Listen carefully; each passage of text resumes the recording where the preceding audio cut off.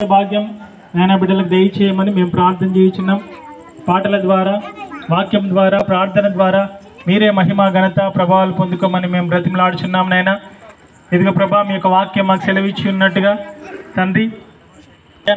తండ్రి వారి హృదయాల్లో ఫలింపచేయమని మేము ప్రార్థన చేయించున్నాం. ఈ చిన్నవారిలో ఎవడైనాను నశించిపోవుట మీ చిత్తం కాదు అని సెలవిచ్చి ఉన్నావు తండ్రి. నాయన ఈ బిడ్డలందరినీ మీరు రక్షించమని మేము ప్రార్థన చేయించున్నాం. ప్రతి ఒక్కరికి నాయన మంచి జ్ఞానాన్ని దయచేయమని. కరెక్ట్ ఉన్నదా? తీయండి.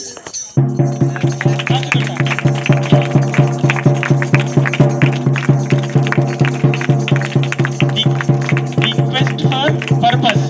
ఓకే, లక్ష్యము కొరకైనా అన్వేషణ.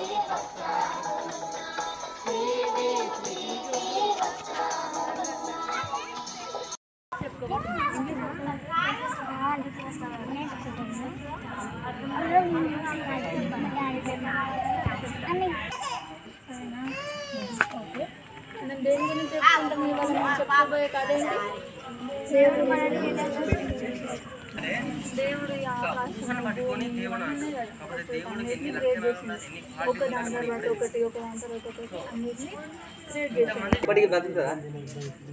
దాన్ని సృష్టికర్త అనేది ఉండడా? సో ఆ క్వాలిటీస్ అన్నీ ఏం లేవు.